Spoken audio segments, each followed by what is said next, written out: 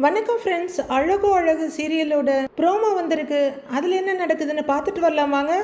பாக்யராஜோட பேங்க்ல அவர் டார்கெட்டை கம்ப்ளீட் பண்ணதுனால ஒரு டூர் பேக்கேஜ் கொடுத்துருக்காங்க. 3 days பேக்கேஜ் 4 மெம்பர்ஸுக்குன்னு கொடுக்க எப்படியும் முட்டி மோதி போராடி வீட்டில் பர்மிஷன் வாங்கிடுறாரு.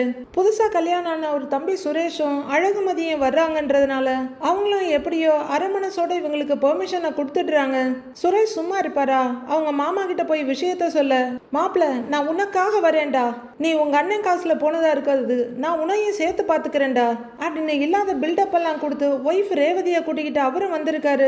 கல்யாணத்துக்கு அப்புறம் சந்தோஷம்னா என்ன, வெளி உலகம்னா என்னன்னு பார்க்கறதுக்காக அழகு மலர் சந்தோஷமா வந்திருக்காங்க.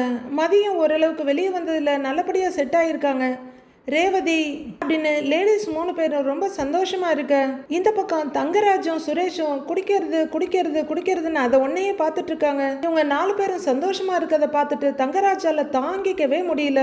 பாக்யராஜை எப்படியாவது மட்டம் தட்டணும், அழ வைக்கணும், கஷ்டப்படுத்தணும்னு நினைக்கிறவரு எல்லாரும் சந்தோஷமா சாப்பிட்டுட்டு இருக்க டயத்தை தான் தேர்ந்தெடுக்கிறாரு. அவங்க 4 பேரும் ஒரு டேபிள்ல உட்கார்ந்து சாப்பிட்டுட்டு இருக்க, டேய் என் தங்கச்சி அநியாயமா கொன்னுட்டியடா பாவி அப்படின்னு வந்து கத்திக்கிட்டு இருக்க, சாப்பிட்டுட்டு இருக்க 4 பேரும் அப்படியே எழுந்து நிக்கிறாங்க. உன் தங்கச்சி அடிச்சேன்ன உனக்கு கோபம் எப்படி வந்தது? ஆனா என் தங்கச்சி செத்து போயிட்டா, எனக்கு எப்படி இருக்கும் அப்படின்னு ஏற்கனவே குற்ற உணர்ச்சியில தவிச்சிட்டு இருக்க பாக்யராஜ திட்டுன்னு திட்டி, உன்னையெல்லாம் சும்மாவே விடக்கூடாது அப்படின்னு கழுத்தை நெரிக்கிறாரு தங்கராஜ். அண்ணா என்ன பண்றீங்கன்னு மலர் ஒரு பக்கமும், ஏங்க கைய முதல்ல இடுங்க அப்படின்னு ரேவதி ஒரு பக்கமும் வந்து தடுத்துட்டு இருக்க, வேகமா அரையறதுக்காக தங்கராஜ் கைய ஓங்க, நீ அரையறதுக்காக தான் எனக்கு கண்ணமே இருக்கு அப்படிங்கிற மாதிரி பாக்யராஜ் காட்டிக்கிட்டு நிக்கிறாரு.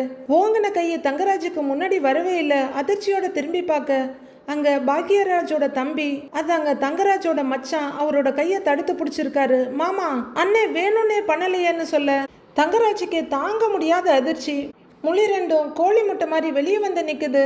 சொன்னதை கேட்டுக்கிட்டு நாய்க்குட்டி மாதிரி காலையை சுத்தி வந்துகிட்டு இருந்த மச்சான் இன்னைக்கு முதல் தடவையா எதிர்த்து பேச அவரால் அதை தாங்கிக்கவே முடியல. பயங்கரமான ஈகோ பிடிச்ச சைக்கோ தான் தங்கராஜ்.